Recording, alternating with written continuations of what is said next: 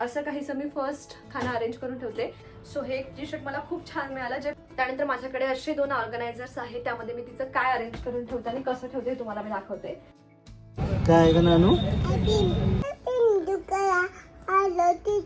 डोक्याला हात लावून म्हणते ती. समोर सध्या तरी हा मोठा प्रश्न आहे की तिला CBSE टाकायचं, ICSE टाकायचं की IB टाकायचं. हे all very good morning to all of you. तुम्हा सर्वांचं एका नवीन ब्लॉगमध्ये खूप खूप स्वागत करते. आणि आज फायनली मी असा प्रॉपर ब्लॉग शूट करणार आहे. मागचे 8 दिवस झाले मला व्लॉगिंग सुरू कशी करू, कुठल्या कामापासून सुरुवात करू, काय शूट करू हे सुचतच नाहीये. मम्मी आला त्याच्यामुळे रुटीन एकदम असं वेगळं चाललंय थोडंसं. आणि मी निवांत आहे, म्हणजे दुपारची झोप सुद्धा घेतली मी मागच्या 8 दिवसांमध्ये. आजकाल काय होतंय ना, अनायाला फीडिंग करत होती आधी, तर मग पटकन झोपून जायची 5 मिनिटाच्या आत. पण आता तसं होत नाही. तिला झोपायला जरा मला एक 15-20 मिनिटं लागतात. सो तिचं म्हणणं असतं की म्हणजे मी जर झोपायचं असं नाटक केलं तर ती पण पटकन झोपते. सो ते नाटकमध्ये मला स्वतःला खरंच झोप लागून जाते. आणि मागच्या 8 दिवसात असं झालंय की मी निवांत झोपते वगैरे आहे आणि एकदम रुटीन एकदम सायलेंट चाललाय. पण म्हटलं असं करून होणार नाही, आपल्याला काहीतरी काम करायला पाहिजे किंवा काहीतरी छान छान आयडियाज घेऊन किंवा छान छान ब्लॉग शूट करायला पाहिजे, नवीन नवीन गोष्टी शूट करायला पाहिजे, तुमच्याशी शेअर करायला पाहिजे. आणि तसंच मला आवडतं ॲक्च्युली काहीतरी बिझी राहणं. पण माहिती नाही, मागच्या 8 दिवसात असं होतच नव्हतं की मी असा व्लॉग प्रॉपर शूट करते. काहीतरी जे वाटलं ते घेतलं, शूट केलं, असं काहीतरी चाललेलं आहे. पण आता तसं नाही. आजपासून मी छान असा व्लॉग शूट करणार आहे. आणि तुम्हाला माझे व्हिडिओज कसे वाटतात, माझे व्लॉग्स आवडतात की नाही, किंवा कुठली गोष्ट तुम्हाला सगळ्यात जास्त आवडते किंवा कुठली गोष्ट आवडत नाही, हे सुद्धा मला नक्की कमेंटमध्ये कळवत जा. म्हणजे मला पण आणखी एनर्जी येते किंवा कळतं की हा तुम्हाला काय बघायला आवडतं आणि त्या टाईपचं पण मला व्लॉगिंग करायला पण सोपं पडतं. सो असं काहीसं आहे. आत्ता सकाळचं छान असं आवरलेलं आहे. आजचा दिवस एकदम निवांत चाललेला आहे. आम्ही लेटच सगळं झालं, नाश्ता वगैरे झाला आणि आजीसोबत आता पूजा करते आहे. माझा स्वयंपाक अजून बाकी आहे. सो आता मी आंघोळ वगैरे करून तयार झाली, आता स्वयंपाक करते आणि त्यानंतर दिवसभरात काय काय होतं हे आजच्या ब्लॉगमध्ये तुमच्याशी शेअर करते. तर व्हिडिओ शेवटपर्यंत नक्की बघा आणि आवडला तर लाईक आणि सबस्क्राईब करायला मात्र विसरू नका. आणि त्यानंतर मी सोले वांग्याची भाजी बनवणार होती, जी आमच्या विदर्भातनं बऱ्यापैकी फेमस आहे. म्हणजे तुरीच्या दाण्यांचा सीझन निघाला की ही भाजी प्रत्येकाच्या घरात बरेचदा बनते. सो मम्मी गावावरूनच शेंगा घेऊन आल्या होत्या तुरीच्या आणि त्याच्याच दाण्यांची आज मी भाजी बनवणार होती. तो म्हटलं थोडीशी रेसिपी तुमच्यासोबत पण शेअर करावी. सो इकडे मी कांदा आणि खोबरं छान असं भाजून घेतलं. त्यानंतर ते थंड झाल्यावर मिक्सरमधनं बारीक करून घेतलं. फार असे मी मसाले यूज करत नाही, फक्त कांदा खोबरं याचाच मी मसाला बनवलेला आहे. थोडीशी त्याच्यामध्ये कोथिंबीर टाकली होती. त्यानंतर तेल टाकलं, जिरं मोहरी टाकली, कढीपत्ता, अद्रक लसणाची पेस्ट आणि आपण वाटण जे करून घेतलं होतं ते टाकलं. सगळं छान मिक्स करून घेतलं. त्यामध्ये मसाले टाकले, मसाले छान परतून घेतले. त्यामध्ये टोमॅटो टाकला आणि मग हे वांगे प्लस सोले म्हणजेच तुरीचे दाणे हे सगळं टाकून छान असं मिक्स करून घेतलं. आणि त्यानंतर काही नाही, फक्त पाणी वगैरे टाकून भाजी उकळून घेतली. फेकायचंय कुठे? बाबा कुठे फेकतात पाणी? मी कुठे फेकलं?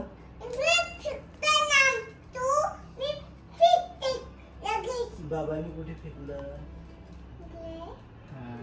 आणि तू कुठे फेकणार? तू का बरं तिकडे फेकणार? हा, तू बाबाकडे येणार, ते पाणी इथेच ठेवून द्यायचं असतं. आजीला ग्लास दे बरं. आजीकडे देऊन दे ग्लास. आजीला ग्लास दे. का बरं नाही? बरं ग, नानू माझ्याकडे येणार. बाबा बाबा काय करताय? बाबा काय करते? दे ना बाबा, दे ना बाबा म्हणते. हे नानू, से सॉरी, से सॉरी फर्स्ट. सॉरी मन आजीला. म्हंटल का तू? हट का बरं म्हटलं तू? बाबा कट्टी करू का? मन पटकन सॉरी. बाबा कट्टी करू का? सॉरी मन. ठीक आहे, जा खाली जा. म्हणते सॉरी मम्मा. म्हण, तुला नाही म्हणायचं सॉरी? चुकलं ना तुझं? चेहरा हे करते पण म्हणत नाही सर. बस सॉरी म्हणायला काही त्रास आहे का तुला? सो मी तुम्हाला सांगितलं होतं मगाशी की आज मी प्रॉपर मला पाहिजे त्या गोष्टी मी शूट करणार आहे. सो दिवस तरी पण निघून गेला आणि शूट फार असं काही झालेलं नाही आहे. कारण सकाळपासून आपलं आहे ते रुटीन आहे. स्वयंपाक झाला, जेवण झालं, त्यानंतर माझं खूप डोकं दुखत होतं. पण मी म्हटलं जर आता रोज ते कसं झालं, थोडी सवय झाली झोपीची. एकदा सवय झाली ना मग ती झोप कंटिन्यू होते. नाही झोपलं तर डोकं दुखतं. पण माझं फिक्स होतं की नाही, आपल्याला झोपायचं नाही आहे. सो अनायाला झोपवायचा प्रयत्न केला. अनायासुद्धा झोपली नाही आहे. आजी आल्यापासून आम्ही खेळण्यात इतकं मग्न आहे की तिला अजिबात झोपायचं नसतं. मी थोडीशी रेडी याच्यासाठी झाली होती, तेच की मला झोपायचं नव्हतं, काहीतरी कामच करायचं होतं. मी आज ठरवलं होतं की कामच करायचं, उगाच असा दिवस वेस्ट नाही जाऊ द्यायचा. सो त्याच्यामुळे माझा एक शूट होता, शूट केला आणि नवीन हँडबॅग्सचा शूटसुद्धा केला आहे. नवीन हँडबॅग्स मागवल्या होत्या काही. त्यानंतर म्हटलं आता आज अनायाचं कबर्ड क्लीन करायचं होतं. खूप पसारा झाला आहे कपड्यांचा. मला बरेचदा प्रश्न विचारतात सगळे की तू हे अनायासाठी कपडे मागवते एवढे, पण मग ते ठेवते कुठे. आणि माझं फर्स्ट क्रायचं नेहमी कोलॅबरेशन असतं, त्याच्यामुळे बऱ्यापैकी तिथनं पण कपडे येत असतात. सो खूप स्टॉक जमा होतो आणि तो ठेवायचा कसं, खरंच हा मोठा प्रश्न असतो. तर त्याच्यासाठी मी तिच्यासाठी एक छोटं वेगळं सेपरेट कबर्ड ऑर्डर केलेलं आहे. ते तुम्हाला मी दाखवते कबर्ड, पण याच्या आधी पण मी दाखवलेलं आहे व्हिडिओमध्ये. पण मे बी काही न्यू सबस्क्रायबर्स असतील तर त्यांना ते नसेल माहिती, म्हटलं आपण परत एकदा शेअर करू. क्लीन करते, छान पुसून घेते, त्यानंतर मग मी तिचे कपडे जे काय ते कसे अरेंज करते हे सुद्धा तुम्हाला दाखवते. आणि तेवढंच नाही तर मी काही नवीन ड्रेसेस सुद्धा तिच्यासाठी ऑर्डर केलेले आहेत. सो ते सुद्धा तुमच्याशी शेअर करते की ते कसे आहे काय. जर तुम्हालाही बाळ असेल तर तुम्हाला हवी असेल लिंक वगैरे त्याची, तर तुम्ही मला कमेंट करू शकता. हे आहे नानूचं कबर्ड. बाहेरनं बऱ्यापैकी धूळ झाली आहे, पहिले तर मी ते छान पुसून घेते आणि कलर लाईट असल्यामुळे ते सगळं दिसूनही पडतं. आणि हे ऑनलाईन अवेलेबल आहे, मिशोवर सुद्धा आहे, मिंत्रावर, फ्लिपकार्टवर, ॲमेझॉनवर सगळीकडे आहे हे कपाट. मला वाटतं मी ॲमेझॉन किंवा फ्लिपकार्टवरनं घेतलं आहे, पण मिशोवर थोड्या कमी किमतीत मिळून जाईल. आता क्वालिटीचा काही डिफरन्स असेल तर मला माहिती नाही, कारण मी हे ॲमेझॉन किंवा फ्लिपकार्टवरून घेतलं होतं. कारण मला हे घेऊन ऑलरेडी 1-1.5 वर्ष झालं आहे. तर मी तुमच्याशी लिंक शेअर करते. मी प्रोडक्ट टॅग करते ॲक्च्युली. पूर्णपणे ते खुलतं. तुम्हाला पाहिजे तर तुम्ही हा एक बॉक्स पण वेगळा वेगळा ठेवू शकता, तुम्हाला काही स्टोअर करून ठेवायचं असेल तर. आणि हे आता मी 4 बॉक्सेसचं घेतलेलं आहे. तर तुमच्याकडे ऑप्शन आहे, तुम्ही 3, 4, 5 असं वेगवेगळ्या बॉक्सेस पण घेऊ शकता. ऑप्शन्स अवेलेबल आहेत तिथे. तुम्हाला कॅमेरामध्ये ते पूर्ण कबर्ड दिसत नसणार आहे, पण मी तुम्हाला सेट झाल्यावर पूर्ण दाखवते की मी कसं कसं सगळ्या गोष्टी अरेंज करून ठेवते. आणि इतकं सफिशियंट आहे का, तर नाही ॲक्च्युली. म्हणजे इतकं पण मला कमीच पडतं, पण रेग्युलर घालायचे तिचे जे कपडे आहेत ते मी याच्यामध्ये प्रॉपर अरेंज करून ठेवते. आणि म्हणजे नवीन आहेत किंवा थोडे मोठे होतात, कधीतरी वेगळे नंतर लागणार आहेत, ते मी वेगळे ठेवते. आणि नाही म्हणता म्हणता अनायाच्या कपड्यांचा पसारा सुद्धा एवढा आहे.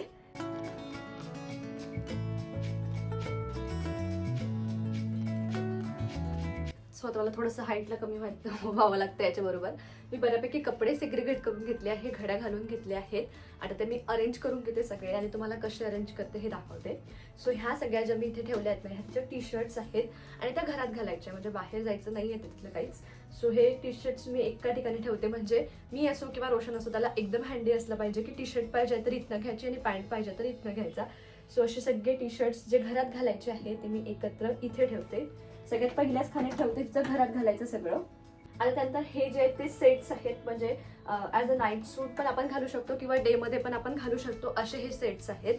सो ते मी एका बाजूला ठेवते. तर परत हे काही नाईट सूट्स आहेत ते पण मी त्या सेट्समध्येच ठेवते. हे बघा असं अरेंज झाल्यावर याच्यामध्ये बऱ्यापैकी परत पुढे जागा आहे की आपण 2 इथे ठेवू शकतो काहीतरी. सो मी इथे तिचे पॅन्ट्स जे आहेत ते सगळे ठेवते. आता काही धुण्यामध्ये असतील, सध्या एवढेच पॅन्ट्स होते तर मी हे इथे पुढे ठेवते, म्हणजे टी शर्टही इझिली घेता येते इथनं आणि पॅन्ट सुद्धा इथनं इझिली घेता येतो. इथे मी थोडी स्पेअर स्पेस याच्यासाठी ठेवली आहे. पॅन्ट आहे पण याचा मला वरचं दिसत नाहीये, याचं सेटचं जे आहे शर्ट दिसत नाहीये, ते मे बी धुण्यामध्ये असेल, कधीतरी मिसमॅच होतं याच्यावरचं त्याच्यावर घातण्यात येतं तर घाईघाईमध्ये. तर मग तसे कपडे मी स्पेअरवाले इथे ठेवते, म्हणजे जेव्हा केव्हा त्याची जोडी धुतल्या जाईल ते बरोबर याच्यासोबत येईल, म्हणजे ती मिसमॅच होणार नाही आता पुढच्या वेळी. हे असं काहीसं मी फर्स्ट खाना अरेंज करून ठेवते. त्यानंतर हे सगळे जे ड्रेसेस आहेत ते न्यू आहेत, म्हणजे बाहेर कुठे जायला आपण घालू शकतो. आणि त्यातल्या त्यात हे आता तिला लहान होण्यावर आहे, म्हणजे ती हार्डली 1 ते 1.5 महिना हे कपडे घालू शकते. मला पटापट तिला सगळे हे घालायचे आहेत, म्हणून मी हे वेगळे ठेवले की आता हे एकदा म्हणजे पुढच्या वेळी जेव्हा केव्हा मी कपाट क्लीन करेल तेव्हा हे कपडे मी काढून टाकेल, कारण तिला ते होणार नाही, म्हणून होईल तेवढा त्याचा उपयोग करायचा आता. आणि म्हणून मी हे इथे हँडी ठेवते सेकंड याच्यावर. नंतर हा माझा मोस्ट फेवरेट ड्रेस आहे. या सीझनमध्ये मी तिला खूप घातला सुद्धा, कारण हे ड्रेसेस खूप घालण्याचं कारणही की आता जर थंडी गेली, हे थोडं उलन टाईप आहे, थंडी गेल्यावर हे नाही घालता येणार, गरमी होईल तिला हे घातले तर, आणि पुढच्या विंटरपर्यंत हे लहान पण होऊन जातील. म्हणून तिला खूप घातला आणि मला खूप आवडला. खूप जणांनी याची लिंक सुद्धा मागितली होती आणि तो फर्स्ट क्रायवरनंच ऑर्डर केला होता, पण तो आता अनअवेलेबल आहे त्याच्यामुळे मी लिंक शेअर करू शकत नाहीये. आणि हा एक ड्रेस आहे, तर हा पण मी घेतला होता या विंटरसाठीच, पण तिला याचा पॅन्ट अजूनही खूप मोठा होतो आणि हा ड्रेस वरचा आम्ही 1-2दा तिला घातलेला आहे. मधूनच हा सुद्धा एक होता तर हा रॉम्पर टाईप आहे, हा पण मी तिला 1-2दाच घातलेला आहे. सो माहिती नाही आता हा विंटर झाल्यावर तिला कामी येणार आहे की नाही. त्यातलाच हा विंटरसाठीचा मधला त्यातला हा रेड पण तुम्ही बघितला असेल, मी अनायाच्या फोटोशूटसाठी घातला होता क्रिसमसच्या. तर मी आता हे विंटरचे कपडे जे आहेत ते थोडेसे तिसऱ्या खाण्यामध्ये ठेवते. अँड लास्टली हे आहे तिचं ट्रेडिशनल कलेक्शन. आणखी आहे थोडंसं, एका हातात माझ्या आलं नाही पूर्ण. सो हे ट्रेडिशनल कलेक्शन पैकी आता जे लहान होतील ते होतील, कारण हे तर गोष्टी रेग्युलर घालण्यात येत नाही. पण जेव्हा सणवार असतो तेव्हा ह्या गोष्टी पाहिजे पण असतात. तर त्याच्यामुळे मी खूप जास्ती ट्रेडिशनल कपडे तिला नाही घेत, पण एवढे तरी पाहिजे म्हणून मग हे एवढे आहेत तिच्याकडे. सो हे मी थोडेसे वेगळे ठेवते. कुठे देवदर्शनाला गेलं किंवा घरात पण काही सणवार असला तेव्हा तिला मी घालते. पण तिला फ्रॉक्स वगैरे अजिबात आवडत नाही घालायला. तिला शर्ट पॅन्ट ह्याच गोष्टी घालायला आवडतात. सो त्याच्यामुळे तिला रिपिटेटिव्ह तेच कपडे घालावे लागतात एवढे असून सुद्धा. पण ठीक आहे, आता ते लहान मुलाच्या मूळवर असतं, त्याच्यासाठी आपण काहीच करू शकत नाही. सो आता कबड बऱ्यापैकी लागलेला आहे, पण हे जे कपडे आहेत ते कबडमध्ये येत नाही, कारण याला एका ड्रेसला एक खाना लागून जातो. हे ड्रेसेस तुम्ही खूप बघितले असेल तिच्या भरपूर व्हिडिओजमध्ये. सो ॲक्च्युली हे मामा अँड पीचेसचे आहे विंटर वेअर, आणि मला हे खूप सोपे वाटतात घालायला, कारण तिला आवडतातही असे पॅन्ट आणि शर्ट सारखं. आणि मग आतमध्ये दुसरं काही घालायची गरज नाही, इतके हे जास्ती वॉर्म आहेत आणि बाहेर बऱ्यापैकी थंडी असते. सो रात्रीच्या वेळी तिला मी हेच वेअर करते. असे 3 सेट्स मी घेतले होते मामा अँड पीचेस या इंस्टाग्राम पेजवर, किंवा तुम्ही साईटवर पण त्यांच्या बघू शकता. मागच्या वर्षी पण मी अनायासाठी त्यांच्याच ब्रँडचे खूप छान छान विंटर वेअर घेतले होते, आणि यावर्षी सुद्धा. तर यामध्ये मी 3 कलर घेतले होते आणि पूर्ण माझा विंटर यामध्ये निघून गेला. त्याचसोबत एक अनाया ते बटरफ्लायवाला जॅकेट घालते, एकदम बोधबोध, तुम्ही बघितलं असेल ते एक तिच्याकडे आहे. आणि हे एक आहे, कुठल्या ड्रेसेसवर नाहीच म्हणजे ते बोधवालं जात किंवा तेवढी थंडी नसते त्यावेळी आम्ही तिला हे येल्लोवालं स्वेटर यूज करतो. आणि हे एक स्वेटर होतं जे हाफ आहे, पण याचा फार असा उपयोग नाही झाला, कारण मग फुल स्लीव्स असलं किंवा कमी थंडी असली तेव्हा ठीक आहे, पण अदरवाईज याचा फार असा उपयोग नाही झाला. आणि मागच्या विंटरमध्ये घेतलेलं हे होतं, हे पण मामा अँड पीचेसचं होतं. मागच्या वेळी आम्ही खूप याचा यूज केला. तिच्यासाठी मी हे सुद्धा एक घेऊन ठेवलं. आता तिला होत नाही, हे फर्स्ट क्रायवरनंच घेतलं आहे. त्याचा सुंदर कलर पण छान आहे आणि पॅटर्न पण सिम्पल आहे. म्हणजे कुठल्या ड्रेसेसवर ते बोदेवाले जे आहेत ते ड्रेसेस नाही सूट करत, म्हणजे विंटर वेअर सूट नाही करत, त्यावेळी असेच काहीतरी पाहिजे असतात. तर हे छान आहे, म्हणजे पातळ पण आहे पण वॉर्म आहे. तुम्हाला मी आतापर्यंत जे दाखवलं ना ते तिचं डेली वेअर किंवा बाहेर जायचे ते कपडे होते. पण काही कलेक्शन आणखी आहे कपड्यांचं, पण ते नवीन आहे अजून आणि तिला ते होत नाही. मी थोडेसे मोठ्या साईजचेच मागवले होते, कारण सध्या ऑलरेडी तिच्याकडे पाहिजे तेवढा स्टॉक होता. सो मग मी त्या केसमध्ये मोठ्या साईजचा मागवते. आता तुम्ही म्हणाल की तू आधीच का मागवून ठेवते, तर फर्स्ट क्रायचे कोलॅबरेशन्स असतात माझे इंस्टाग्रामवर. सो त्याच्या केसमध्ये मला काहीतरी कपडे मागवावे लागतात, तर तेव्हा मी हे मागवून घेते. मग तिला असे घरी घालण्यासाठी लेगिंग्स मागवलेले आहे, तर तिला हे आता तरी होणार नाही, 1-2-3 महिन्यानंतर होतील. सो असे 3चा मी सेट मागवला होता. आणि काही शॉपिंग मी तिच्या गोव्यासाठी सुद्धा करून ठेवलेली आहे. सो हे एक टी शर्ट मला खूप छान मिळालं, जे गोवाची वाईब्स पण देते. सो त्याच्यामुळे मी हे एक टी शर्ट तिला मागवलं आहे. आणि याच्यावर ना हॉट पॅन्ट मागवला आहे मी. एक हॉट पॅन्ट तिच्याकडे आहे आणि तिला खूप सूट करतो, तर म्हटलं चला अजून एक मागवू. छान असा स्ट्रेचेबल सुद्धा आहे. आणि याच्यावर थोडंसं असं ज्या कलरचं बटरफ्लाय आहे त्याच कलरची टी शर्ट सुद्धा मी मागवली. सो हे वेगळं मागवलेलं आहे, पण ते परफेक्ट मॅच होतं. नंतर हा ड्रेस मी खूप दिवस तिला मागवून ठेवला आहे, पण तिला तो अजूनही परफेक्ट बसत नाही आहे. पण मे बी 1-2 महिन्यात तिला बसेल. तर हा पण मी गोव्याला मे बी तिला ट्राय करेल. आता तिला येत असेल, मी ट्राय नाही केला एवढ्यात. सो हा एक असा पॅन्ट आहे आणि कॉट सेट सारखं समजा, त्याच्यावर असं हे जॅकेट सारखं आहे, पण म्हणजे जॅकेट नाही आहे, त्याच्या आतमध्ये टी शर्ट नाही आहे, नुसतं हे जॅकेट आणि तो पॅन्ट असं आहे. तर आता हा ड्रेस सुद्धा मी खूप दिवसाचा मागवून ठेवला आहे, मला खूप आवडतो. पण याचं टॉप जरी परफेक्ट दिसतं, म्हणजे हे तिला आता येतं, पण त्याचा पॅन्टचा इश्यू असा आहे की तो खूप लांब आहे. तर म्हणजे मला काहीतरी करावं लागेल, जसं तर कापावं लागेल किंवा काहीतरी करावं लागेल, कारण तिला पॅन्ट खूप मोठी होते आणि टॉप व्यवस्थित होते. मग या केसमध्ये काय होईल, टॉप लहान होऊन जाईल आणि पॅन्ट तिला होणारच नाही. खूप सुंदर पॅटर्न आहे याचा, घातल्यावर छान दिसेल. सो मी जेव्हा केव्हा घालेल तुमच्याशी नक्कीच शेअर करेल. त्यानंतर हा एक ड्रेस आहे, नाईट सूट आहे. तिच्या बर्थडेच्या नाईटला घालेल, म्हणजे मॉर्निंगला ती उठल्यावर तिला एक सरप्राईज असणार आहे, त्याच्यासाठी मी हा घेऊन ठेवला. म्हणजे असं म्हणू शकतो तिच्या बर्थडेसाठी मी खूप प्लॅनिंग केली आहे. होपफुली छान बर्थडे होईल आणि ती छान सरप्राईज सुद्धा होईल. सो हा खूप सुंदर असा नाईट सूट आहे पिंक कलरचा. हा परफेक्ट येतो की नाही हे मला अजून माहिती नाहीये, सो असा काहीच आहे, मस्त दिसतो. तर हा एक कॉट सेट टाईप आहे. तुम्ही बघितलं असेल मी तिला असे कॉट सेट टाईप जास्ती घेते, कारण ते मॅचिंग घालायला छान दिसतं मुलांना. वेगळे टी शर्ट आणि टॉप घेतल्यापेक्षा किंवा मग ते मिक्स मॅच कुठलं होईल कुणावर हे करण्यात पण वेळ घालवल्यापेक्षा मला तरी असं वाटतं की हे छान दिसतं. आणि हे एक साईज मोठाच आहे, तर तिला सध्या येणार नाही. मी हे नेक्स्ट काही दिवसांनी वापरायसाठीच मागवलाय. काहीचा पॅन्ट आहे, सो सध्यासाठी नाहीच आहे. त्यानंतर हा सुद्धा एक कॉट सेट टाईप आहे, जो रोशनला अजिबात आवडला नाही. तो म्हणतो तिला फुलाचं काम मागवलं, पण तिचे कपडे ऑर्डर करणं हे माझंच काम असतं. मी मला आवडतील ते सगळे करत असते. कधीतरी बाहेर जाण्याचे कपडे सुद्धा मी रोशनला दाखवते की कसं वाटतंय, पण बाकी मी ऑर्डर करून घेते माझं. सो हा त्याच्यावरचा म्हणजे त्याच्या खाली पॅन्ट आहे पिंक. तर पहिल्यांदा मी त्याच्यासाठी जीन्स ऑर्डर केली आहे. रोशनला अजिबात वाटत नाही तिला आतापासून जीन्स वगैरे घालावी, पण माझंच होतं की ठीक आहे आतापासून नाही, म्हणजे ही थोडीशी अजून 4-5 महिने तर तिला होणार नाही, थोडी मोठीच आहे, पण थोड्या दिवसांनी तिला घालता येईल. म्हणून मी तिला एक जीन्स ऑर्डर केली आहे. छान वाटेल, कधीतरी ट्राय करू आपण. तर मी आतापर्यंत तिला जीन्स नाही घातलाय, फक्त हॉट पॅन्ट घातलेला आहे. सो पहिल्यांदा एक जीन्स ऑर्डर करून बघितला आणि त्याच्यावर हे एक सुंदरसं टॉप पण ऑर्डर केलेला आहे. त्यानंतर माझ्याकडे असे 2 ऑर्गनायझर्स आहेत, त्यामध्ये मी तिचं काय अरेंज करून ठेवते आणि कसं ठेवते हे तुम्हाला मी दाखवते. सो तिचे छोटे छोटे सॉक्स आहेत आणि ते इकडे तिकडे झाले की ते भेटत नाही, त्याच्यामुळे मग मी हे जे आहेत अजूनही तिला होतात. हे मी तिला 1 वर्ष आधी घेतले होते, मे बी या वर्षी होतील, पुढच्या वर्षी होणार नाही. पण इतके सॉक्स आहेत की याचा उपयोग करायची गरजच पडत नाही, बाकीचे सफिशियंट होऊन जातात. सो असं तिचे मी सॉक्सचे जे पेअर आहेत ना ते मी इथे ठेवत असते, म्हणजे प्रत्येक पेअर पटापट मिळतो. तर पूर्ण हा एक बॉक्स मी तिच्या सॉक्ससाठी ठेवत असते, त्याच्यामध्ये सगळे सॉक्सचे पेअर जे आहे तिचे ते ठेवते. आणि हा दुसरा बॉक्स जो आहे त्याच्यामध्ये तिच्या जे पॅन्टीज आहेत ते पण छोटे छोटे पॅन्टी इकडे तिकडे झाले की दिसत नाही पटापट, त्याच्यामुळे असं सगळं इथे पॅन्टीज ठेवते त्याच्यामध्ये एक बॉक्समध्ये. आणि एका बॉक्समध्ये 2 तरी आरामात येतात. आणि तिचे रुमाल जे आहेत ते पण खूप छोटे छोटे असतात, ते पण मिळत नाही, त्याच्यामुळे ते मी इथे ठेवते. हे 2 स्टॉकिंग्स आहे, हा एक ड्रेसवरचा आहे आणि एक आणखी आहे, ते पण मी याच्यातच ठेवते, म्हणजे कसं पटकन मिळतं. व्हाईट कलरचा स्टॉकिंग पण मी तिला घेतलेला आहे बरेच दिवसांचा, 1 वर्ष झालं याला पण. आणि तिच्याकडे हे 2-4 कॅप्स आहे, हे क्रिसमससाठी घेतले होते आणि बाकी हे विंटरमध्ये यूज करायचं. सो ते पण मी एकदम खालच्या खाण्यात ठेवते, म्हणजे पटकन मिळतं. स्वेटर आणि ते जे आहे ते मी सगळ्यात खालच्या खाण्यात ठेवते. आणि तिचे 2 हे स्विम सूट सुद्धा आहे आणि याचा याचा फार उपयोग होत नाही, सो मी माझ्या एका ड्रॉअरमध्ये हे ठेवून देते, याला फार अशी जागा पण लागत नाही. तुम्हाला फायनल दाखवते मी तिचं कपाट कसं अरेंज केलंय. सो बघा, हे असं काहीसं दिसतं. इथे तिथे घरात घालायचे सगळे कपडे ठेवले आणि असं ते झाकण पण लागून जातो कबडचं. त्यानंतर दुसरं सेक्शन आहे, त्याच्यामध्ये मी इथे तिचे बाहेर घालायचे कपडे ठेवलेले आहेत आणि समोर तिचं रुमाल किंवा ते सॉक्सचं जे हे आहेत स्टोरेज बॉक्स तो ठेवलेला आहे. नेक्स्ट त्याच्यामध्ये तिचे विंटर वेअर वगैरे आहेत आणि खाली तुम्हाला सांगितल्याप्रमाणे स्वेटर्स आणि ट्रेडिशनल वेअर आहेत. बेडरूमचं काम आवरून मी किचनमध्ये आले आणि किचनमध्ये जर माझ्याकडे थोडासा जास्ती वेळ असेल ना तर मी अशी सगळी कामं करत असते. सगळ्यात आधी तर इथे सकाळी मी मटकी भिजत घातली होती, ती बांधून ठेवली की दुसऱ्या दिवशी छान असे कोंब येतात, म्हणून मटकी पहिले कापडामध्ये बांधून ठेवली.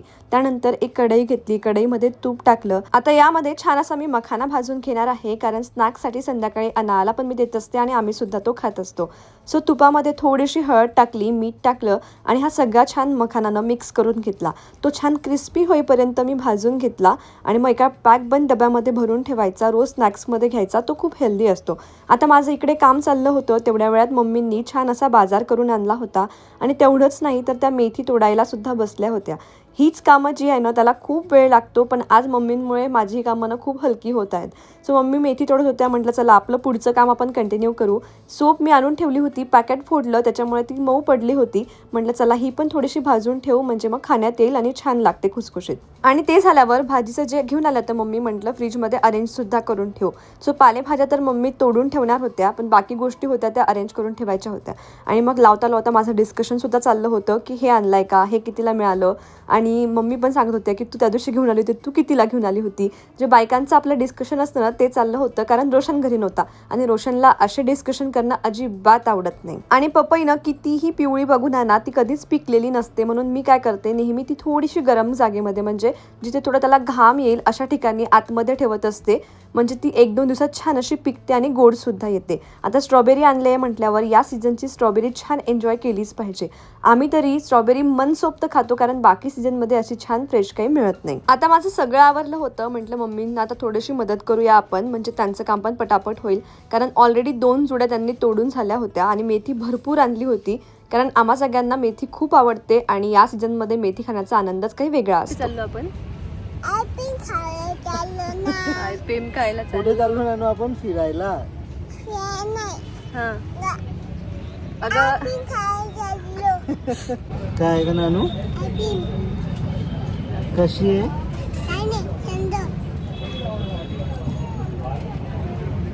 तुला आवडली का? ती घेतली हातात म्हणते. थंड आहे ना पण हळूहळू खा. हा तू थँक्यू म्हटलं मम्मा बाबाला. आणि सर्दी झाली तर मम्मा बाबाला त्रास द्यायचा. आणि किती वाजले तर 12 वाजले असेल का? 11:30 वाजले आणि मी अशी होती ना, अशीच आहे दुपारपासनं. सो काय सगळी कामं आवरली, बऱ्यापैकी कामं झाली. कोणी घरात नसताना मला एकदम छान काम सुचतं, व्हिडिओ शूटिंग वगैरे वगैरे पण मला छान सुचतं. हे तिघही खाली गेले होते, रोशन, ननाया आणि मम्मी. सो मम्मी भाजीचं वगैरे घेऊन आल्या. आज माझं काम मम्मींनी केलं, त्याच्यामुळे तेवढं एक काम माझं सोपं झालं. घरातल्या बऱ्याच गोष्टी मी आवरू शकले. हा ही पण येते. कशी बोलू? हा माझा बॉडीगार्ड. कोण आहे नानू? बॉडीगार्ड. आणि नानूला मज्जा येते का आजी आहे तर? कशी मज्जा येते? नानू काय खेळते आजी बरोबर? बॉल. नानूला फक्त आजी बॉल खेळायसाठी पाहिजे. आणि जेव्हा तिला बॉल असं ती माहिती आहे काय म्हणते, तू जा, तू हात नको लावू, अशी करते. आणि मग जेव्हा तिला बॉल खेळायचा असतो ना, तेव्हा ती मम्मीचा लाड करते, खूप हग करते, खूप खूप म्हणजे तिला पहिले लाडात येते आणि मग म्हणते हळूच, आजी बॉल खेळते का? सो खूप खूप शहाणी झाली आहे ती. काय बॉल खेळायला पाहिजे ना तिला. आणि तू आजीला काय म्हणते? मम्मी म्हणते.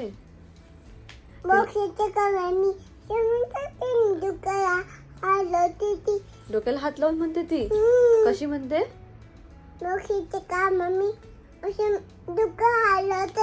हो का ग? डोक्याला कशाला हात लावते ती? Oh my God. जेव्हा नानू अशी म्हणते आजी बॉल खेळते का, तेव्हा आजी अशी डोक्याला हात लावते. ओ मला वाटलं नानूच लावते की काय. नाही मम्मी लावते का असं?